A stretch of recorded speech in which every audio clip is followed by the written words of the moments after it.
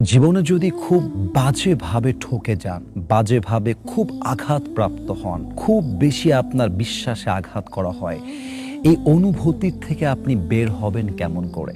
কারণ আমার মনে হয় যে এই অনুভূতি অনেককে ধুঁকে ধুঁকে মারে, কষ্ট দিয়ে মারে, প্রতিদিন মারে, প্রতিনিয়ত মানুষকে মেরে ফেলে। তো যখন আপনি খুব বেশি আঘাত পাবেন, খুব বেশি আপনার বিশ্বাসে আঘাত লাগবে, খুব বেশি বাজেভাবে ঠকে যাবেন, ওই সিচুয়েশনটা আপনি কেমনে হ্যান্ডেল করতে পারবেন? আমি যে কথাগুলো বলছি এটা আপনাকে 100 অনেক বেশি কাজ দিবে ইনশাআল্লাহ তাআলা। জাস্ট মেরি বাতों को जरा गौर से सुने। প্রথম কথা, যদি আপনি খুব বাজেভাবে ঠকে যান, ঠকে যাওয়াকে আপনি আপনার লাইফের কষ্টের কারণ নয়, সুখের কারণ বানাবেন। আল্লাহকে বলবেন, আল্লাহ তুমি আমাকে যে শিক্ষা দিয়েছ আমার শিক্ষা হয়ে গেছে, আমি বুঝে গেছি আমার আপন তুমি ছাড়া আর কেউ নেই আল্লাহ, আমার আপন তোমার নবী ছাড়া আর কেউ নেই আল্লাহ। আমি আমার লাইফের এই ঠকে যাওয়াকে just as a lesson accept করলাম যে এটা আমার জীবনের শিক্ষা, এটা আমার জীবনের এমন কোনো পার্ট নয় যেটা নিয়ে ভেবে আমি আমার ফিউচার নষ্ট করব। এটা আমার লাইফের এমন কোনো ইনসিডেন্টস নয় যে এটা নিয়ে ভেবে আমি আমার বর্তমান টাইমটাকে এনজয় করা বাদ দিয়ে নষ্ট করব। I just have to take it as a lesson in my life. এটা আমার জীবনের জাস্ট একটা শিক্ষা, আর বড় কোনো কিছু নয়। শিক্ষাটা কেমন করে? আমি ভাববো এরপরে আমি যখন কাউকে বিশ্বাস করব, বুঝে শুনে করব। শিক্ষা কেমন করে?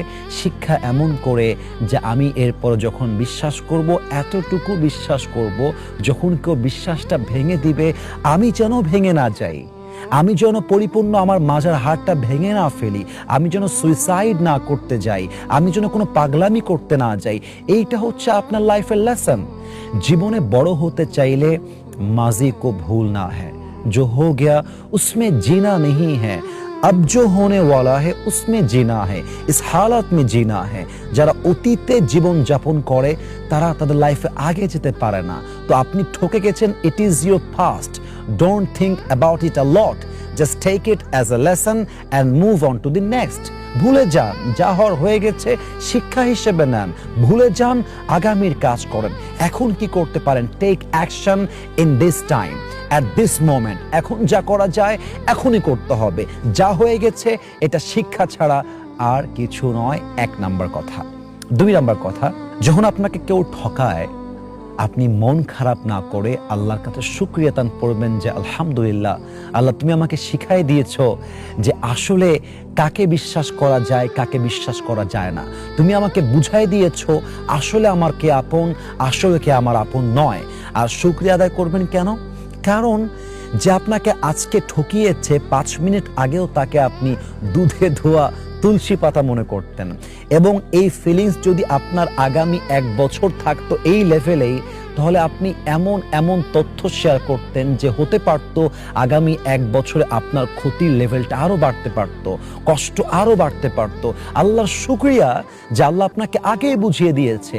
হয়তোবা আপনি যদি আজকে না জানতেন আপনি সর্বহারা হতে পারতেন, আপনার জীবনটা বরবাদ হতে পারত। So be grateful for this moment.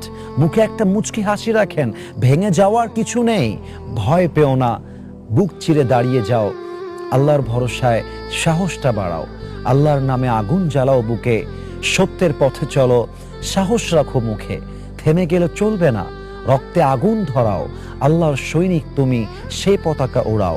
আল্লাহ যখন পাশে কিসের এত ভয়, তাওয়াক্কুল করো, কাছে আসবে বিজয়।